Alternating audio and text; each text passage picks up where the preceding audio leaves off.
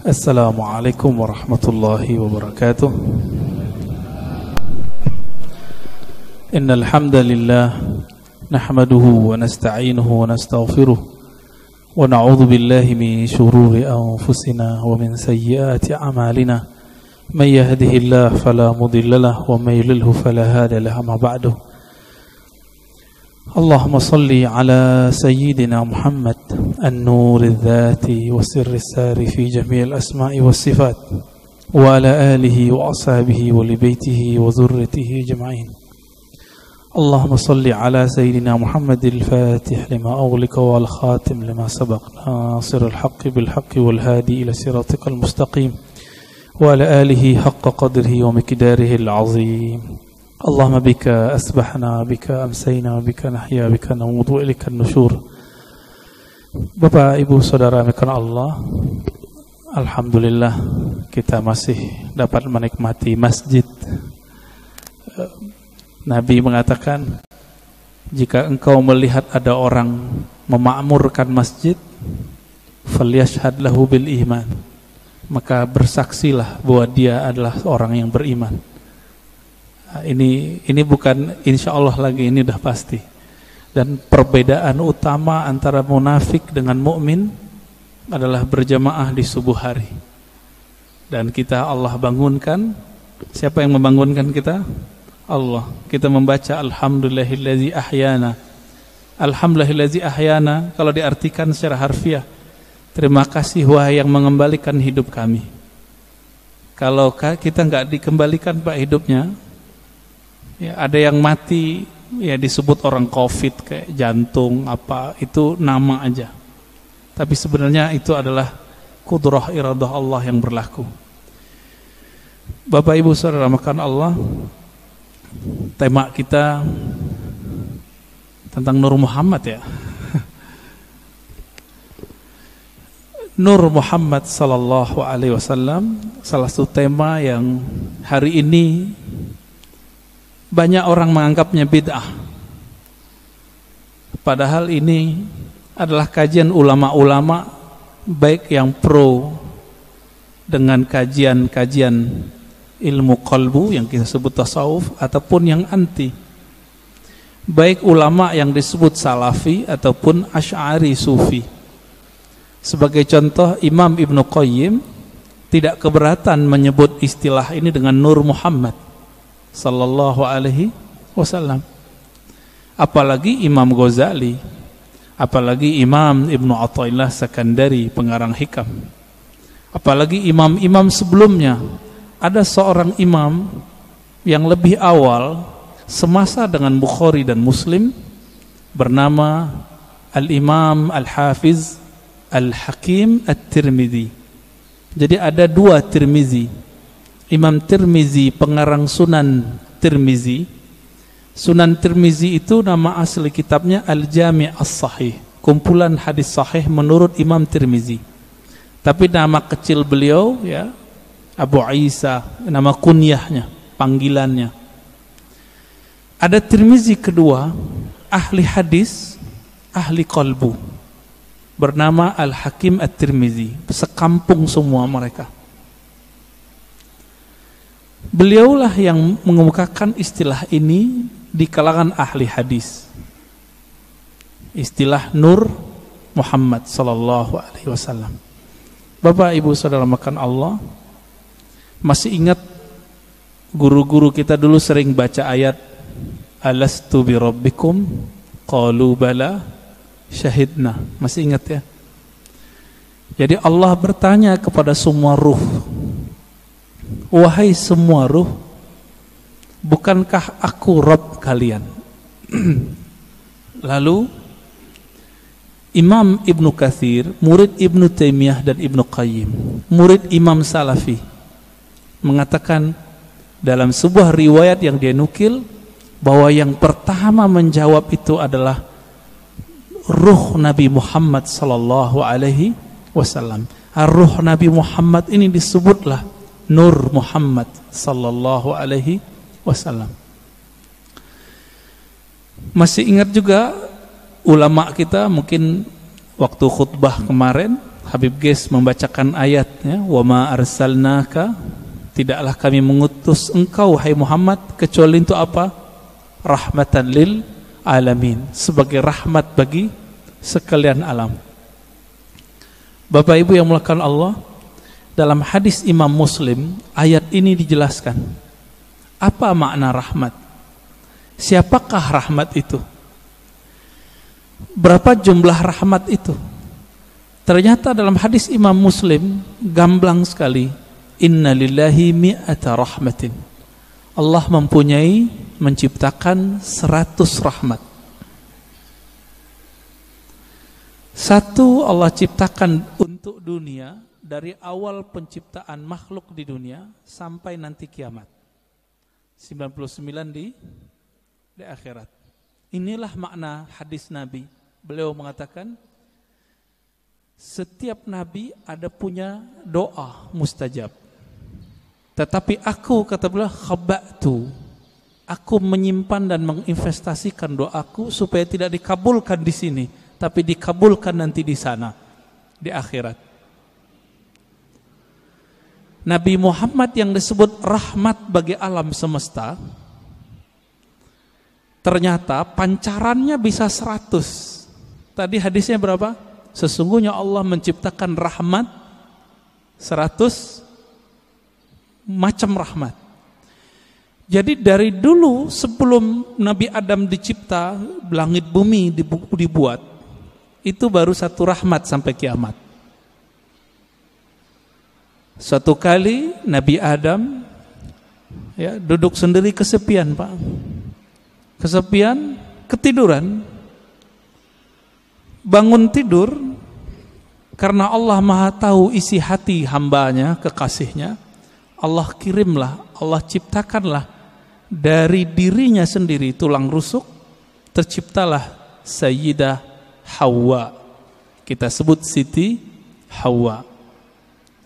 Langsung mau dipegang-pegang itu sama Nabi Adam, tapi belum bayar mahar. Karena itu alam surga, maka di surga yang paling berharga bukan emas, tapi mengirim salam kepada kunci surga. Siapa yang pegang kunci surga? Nabi SAW mengatakan, tidaklah dibuka, la yuftah babul jannah ala ahadin min qabli, tidak pernah dibuka pintu surga kepada siapapun sebelumku, termasuk Nabi Adam. Bahkan sebelum Nabi Adam dicipta, jika belum ada Nabi Muhammad namanya disebut, itu nggak bisa dibuka. Akhirnya Nabi Adam melihat ke atas. Jannatul Firdaus itu di samping Sidratul Muntaha, luasnya tak terhingga. Dipandang ke langit, langit aras. Jadi langit itu ada dua, Pak. Ada langit yang di atas bumi, ada langit arash, disebut Illiyin. Baru dengar ya? Ada langit lagi di atas itu. Itulah makom para nabi-nabi nanti di sana. Ketika Nabi Adam memandang ke arash, terlihatlah di singgasana arash itu. Jadi arash itu artinya singgasana, istana. Terlihat di situ nama La ilaha illallah Muhammadur Rasulullah. Maka Nabi Adam ketika ditanya oleh Allah, mana maharmu wahai Adam? Beliau bersalawat kepada yang ada namanya, Allahumma salli ala Muhammad, atau di riwayat lain sallallahu ala Ahmad. Allahumma salli ala Ahmad, karena belum lahir fisiknya disebut Ahmad. Lalu dikatakan dalam riwayat Imam Tirmizi, Imam Al-Hakim Imam Al-Hakim An-Naisaburi dalam kitabnya Al-Musadrak, dan menurut beliau hadis ini sahih. Apa kata beliau? Allah bertanya kepada Nabi Adam, sedangkan Allah tanpa nanya sebenarnya sudah tahu. Ini hanya dialog antara hamba dengan Allah Subhanahu wa taala. Apa kata Allah? Hai Adam, kenapa kamu bisa bersolawat kepada Muhammad? Kamu tahu dari mana Muhammad? Jawaban Nabi Adam, ya Rabb, ketika aku memandang ke langit arasmu, aku memandang di situ ada nama Muhammad setelah namamu. Maka aku pastikan, aku yakini, pasti itu orang lebih mulia dariku. Lalu aku bersolawat kepadanya. Jadi lebih tua Nabi Adam atau Nabi Muhammad? Kira-kira lebih tua mana, Pak? Secara biologis tua Nabi Adam, tapi secara nur lebih tua Nabi Muhammad SAW. Lalu Allah mengatakan, laula Muhammad ma khalaqtuka ya Adam. Kalau bukan karena Muhammad itu, wahai Adam, aku tidak pernah ciptakan engkau. Nah, inilah makna karena Nabi Muhammad, Nabi Adam dapat rahmat.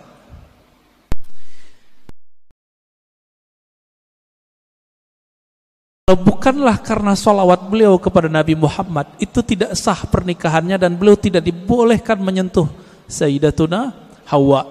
Tidak ada kita hari ini. Jadi faham kenapa kita harus salawat, Bapak Ibu? Kalau kita faham ini, nggak mungkin salawat dikit, pasti salawatnya banyak. Berapa Pak salawatnya tiap hari Pak? 5 kali gitu ya, 5 waktu. Nah itu mah pelit itu. Orang-orang yang nanti paling gampang mengakses rahmatnya Nabi Muhammad SAW, itu orang yang paling banyak berselawat kepada Nabi SAW. Ya. Jadi Nabi mengatakan orang yang paling dekat kepadaku, aksarukum salatan alayya, yang paling banyak menyampaikan salam dan salawat kepadaku. Itu sebabnya ulama kita, guru-guru kita yang saleh, wali-wali Allah mulia, itu kalau salat tiap hari ada yang 313 minimal. Sallallahu ala Muhammad, sallallahu ala Muhammad. Ada yang 500, ada yang 700, ada yang 1000. Itu bukan pembatasan. Ini mereka mendisiplinkan dirinya sendiri, minimal aku zikir sekian. Ada yang berzikir 10.000, membaca salawat setiap hari. Ada yang setiap nafas naik turunnya adalah salawat kepada Nabi sallallahu alaihi wasallam. Pantas enggak? Justru lebih pantas, lebih banyak dari itu. Kenapa? Darah ini mengalir itu karena ada salawat kepada Nabi Muhammad sallallahu alaihi wasallam. Bahkan kita mundur lagi. Satu kali Nabi sallallahu alaihi wasallam menyebutkan dalam hadis Imam Al-Hakim At-Tirmizi, ketika orang menganggap Adamlah orang pertama, maka Nabi tegur orang-orang itu dengan hadis yang diringkas oleh Imam Al-Hakim At-Tirmizi dan Imam Al-Hakim, kemudian juga Imam Abu Nuaim dan lain-lain ya. Yang riwayat ini kita pakai riwayat Al-Hakim An-Naisaburi, bukan At-Tirmizi. Apa kata beliau? Nabi SAW bersabda, kuntu nabiyyan wa Adam baina ma'in wa tin. Aku telah diangkat menjadi nabi, sedangkan Adam belum tercipta, masih tanah dan air. Bisa kebayang Pak? Berarti Nabi Muhammad SAW sudah jadi nabi, alam semesta belum dicipta. Beliaulah alam pertama yang dicipta. Oleh karena itu dalam kalam-kalam ilhami yang didapat oleh ulama-ulama kita, ada dialog Allah Subhanahu wa taala dengan dirinya. Beberapa ulama mengatakan ini hadis. Saya teliti, ini bukan hadis yang bersambung. Ini hanya kalam-kalam ilhami. Apa kata Allah Ta'ala? Kuntu kanzan makhfiyan. Aku adalah perbendaharaan yang tersembunyi. Yang disebut dalam hadis Bukhari, kanallahu wala syai'a ma'ah. Allah ada, tiada satu pun bersamanya. Rahasia, sangat rahasia. Lalu Allah mengatakan, fa ahbabtu an u'rafa. Lalu aku ingin dikenal, aku cinta dikenal. Jadi yang boleh narsis itu cuma Allah.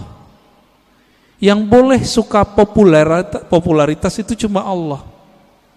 Karena Allah punya rahasia disebut kanzan makhfiyan. Aku ingin dikenal, fa khalaqtul khalqa, aku ciptakanlah makhluk. Siapa makhluk pertama? Allah ciptakanlah apa yang kita sebut dengan tiupan pertamanya. Allah meniup. Ini jangan salah faham. Ini contoh ayatnya. Fanafakhtu fihi min ruhi. Aku tiupkan dari rohku. Allah menyebut zatnya, rohnya. Maka Allah menamakan zatnya dengan roh, ruh. Hembusannya itu menjadilah apa yang kita sebut sekarang dengan Nur Muhammad sallallahu alaihi wasallam. Tapi sebelum Nur Muhammad, Allah itu mengenalkan dirinya bahwa dialah Ahad. Qul huwallahu ahad. Jadi hadis kalam ilhami tadi semuanya ada di surat Al-Ikhlas ketika Allah mengatakan Qul huwa. Kenapa bukan Allah dulu tapi huwa dulu? Dalam tradisi bahasa Arab, kata yang zahir mesti lebih awal daripada kata ganti. Huwa artinya dia. Apa arti dia? Ini kata ganti. Allah nama yang zahir. Oleh karena itu Imam Abdul Qahir Al-Baghdadi, Imam Ahlus Sunnah mengatakan, kalau ayat ini dimulai dari huwa, bukan Allah, seperti ayat kursi Allahu la ilaha illa hu, berarti huwa itu bukan nama ganti. Huwa itu adalah nama asli Allah Subhanahu wa ta'ala. Disebut nama zahir juga Pak, nama yang nyata. Huwa itu bahasa Arab artinya dia. Bapak kalau sebut dia dalam bahasa kita, maknanya mirip dalam bahasa Arab. Saya bilang dia, orangnya tampak enggak oleh mata? Ya. Tadi saya ngobrol sama beliau nih. Kita cerita tentang Habib Qais, beliau khutbah. Kelihatan enggak sekarang orangnya? Enggak, berarti tidak terlihat oleh fisik. Maksud dari kata dia, Allah itu tidak bisa dicapai oleh pandangan fisik, pendengaran fisik, semua yang berkaitan dengan indrawi. Itulah makna huwa. Oleh karena itu ulama kita yang ahli qalbu sepakat huwa nama Allah. Jadi jangan heran nanti ketemu kiai-kiai Betawi lama, kiai-kiai Banten, kiai-kiai Jawa lama, kiai-kiai Sumatera, mereka berzikir hu Allah. Ya, hu itu surat Al-Ikhlas itu Pak. Bukan bid'ah, diambil ayat itu huwallah. Bid'ah enggak tuh? Ngambil dari surah Al-Ikhlas kok. Ya, kalau ada sahabat kita yang mengatakan bid'ah, mungkin pensyarahan ini belum sampai kepada beliau. Kitab-kitab mengenai ini banyak. Al-Ibda ya, fi Madaril Ibtida, itu menjelaskan perdebatan ulama tentang zikir hu boleh atau tidak.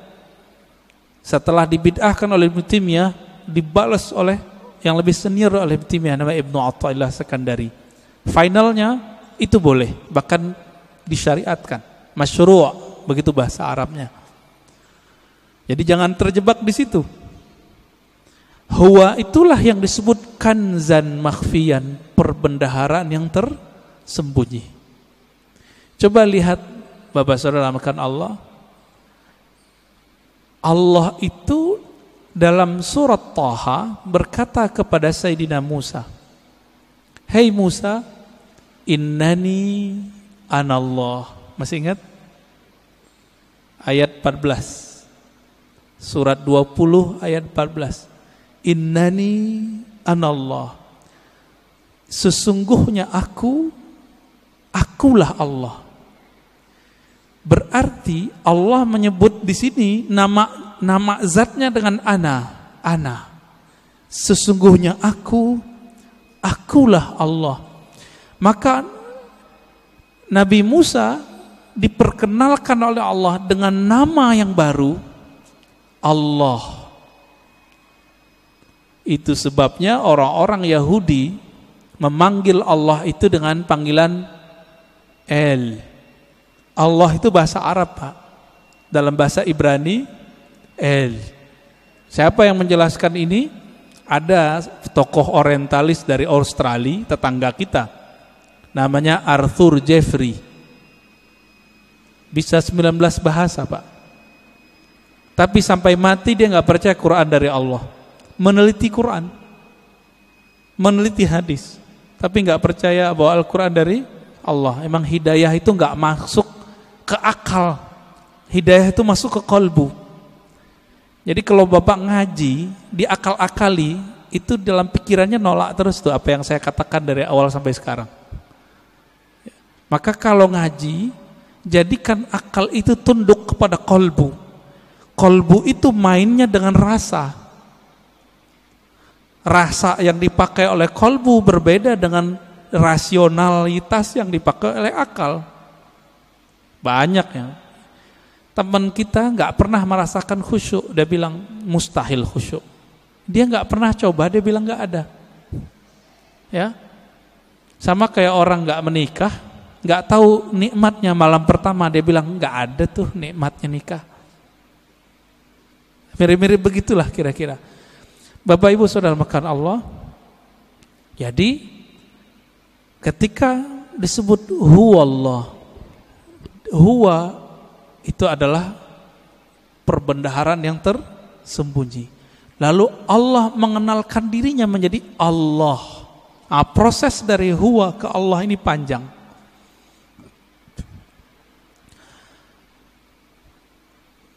Karena Allah ingin dikenal, maka Allah meniupkan dari ruhnya. Tiupan inilah yang disebut dengan tiupan yang bernama Ahmad. Ya, Ahmad itu cahaya yang terpancar darinya disebut cahaya Nur Muhammad. Begitu ulama kita menjelaskannya. Inti dari Ahmad itu adalah nurnya. Maka sebagaimana disebutkan dalam hadis Imam Bukhari, innallaha yanzuru ila qulubikum. Allah memandang ke sentral jiwamu. Apa sentral jiwamu? Yaitu qalbu. Qalbunya Ahmad adalah Nur Muhammad. Maka Allah pandanglah nur itu. Pernah enggak Bapak Ibu saudara makan Allah, waktu dulu kita sekolah, kita dipelototin oleh guru kita? Keringetan enggak? Keringetan ya? Atau kita baru jatuh cinta dengan seseorang, terus kita dipelototin nama dia, beradu mata, keringat dingin, Pak. Yang pernah jatuh cinta, ya, mau jatuh cinta lagi nggak, Pak?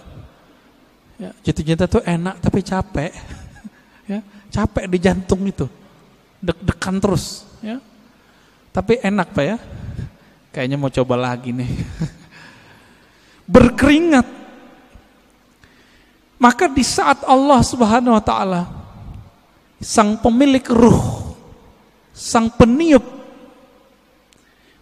memandang kepada hasil tiupannya yang bernama nur itu, berkeringatlah nur itu, meneteslah dari nur itu yang disebut 124.000 tetesan. Itulah rahasianya, filosofinya, hikmahnya, kenapa jumlah para nabi dan rasul 124.000. Hadis Imam Al-Hakim juga itu. Kok bisa 124.000? Ya ini dalilnya. Dalil rohaninya, dalil zawq qalbiyahnya. Yang Allah pandang apa? Nur Muhammad sallallahu alaihi wasallam. Yang itu yang Nabi Muhammad sallallahu alaihi wasallam mengatakan, kuntu nabiyan, aku sudah diangkat jadi nabi. Sudah dipandang oleh Allah. Itulah kenabian beliau. Inilah yang dikatakan beliau, aku sudah jadi nabi sebelum Nabi Adam. Inilah kata-kata dari Allah SWT. Tidaklah aku utus engkau Muhammad kecuali rahmat untuk sekalian alam. Alam pertama itulah bernama alam, ya, tetesan itu, alam nur itu.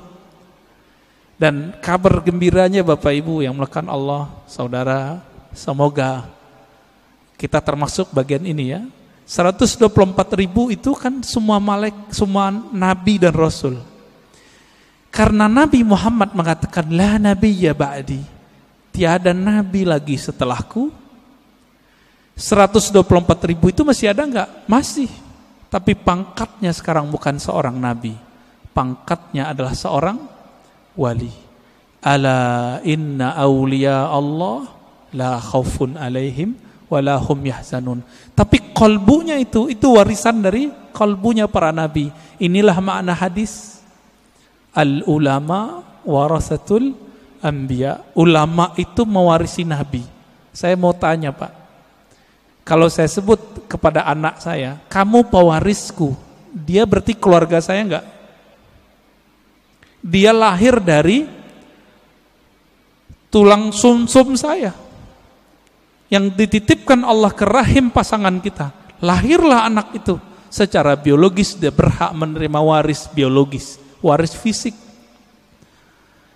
Begitu juga siapa yang kecipratan nur ini, dia disebut pewaris para nabi. Dialah sebenarnya keluarga nabi. Inilah makna hadis Nabi.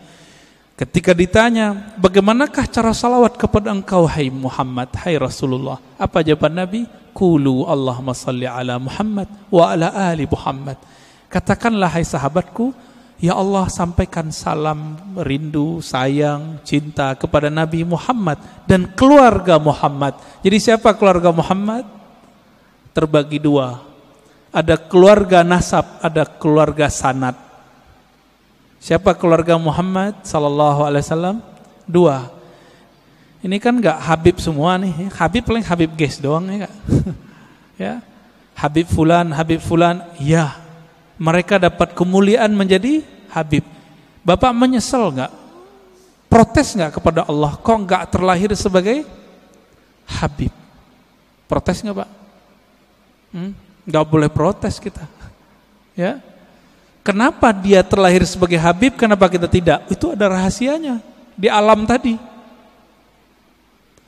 Kenapa hari ini ada orang beriman, ada yang tidak? Itu rahasianya di sana semua. Kenapa orang sekarang ada yang jadi ulama, ada yang menjadi ubaru? Ya, Bapak ini ubaru Pak ulama?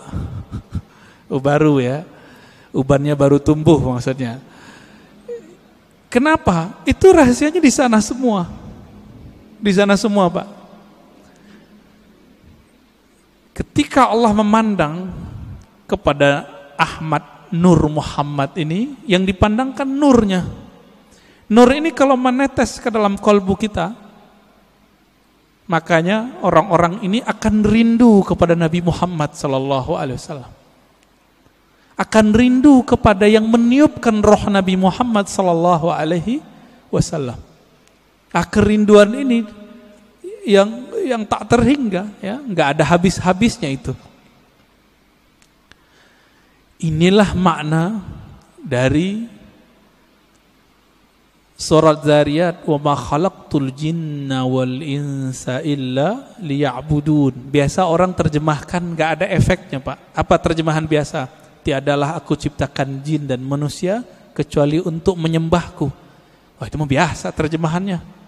Kita terusin. Menyembah itu artinya menjadikan diri kita budaknya. Menjadikan diri kita manut kepadanya. Bapak, maukah mengikuti seseorang yang kita nggak kenal dia? Mau nggak? Mau nggak? Nggak mau. Kenapa kita nggak mau? Ya, gue nggak kenal, ngapain ikut kan gitu. Yang saya ikuti, yang saya kenal bahwa dia mempunyai wibawa kepemimpinan, wibawa apa tertentu lah. Kalau nggak kenal, untuk apa? Maka makna liya'budun, tidak aku ciptakan jin dan manusia kecuali untuk menyembahku. Ibnu Abbas, ini saya sering sampaikan, mengatakan ya'budun artinya mengenal aku. tidaklah aku ciptakan engkau jin dan manusia kecuali untuk mengenal aku. Orang kalau kenal Nabi Muhammad baru mencintai Nabi Muhammad. Orang kalau kenal Rabbu Muhammad, pencipta Nabi Muhammad, baru menyembah Allah Subhanahu wa ta'ala. Kita karena memandang kekasih kita, pasangan kita, kita jatuh cinta kepadanya, lalu kita siap bersamanya. Kita siap menghabiskan apa yang kita punya untuknya.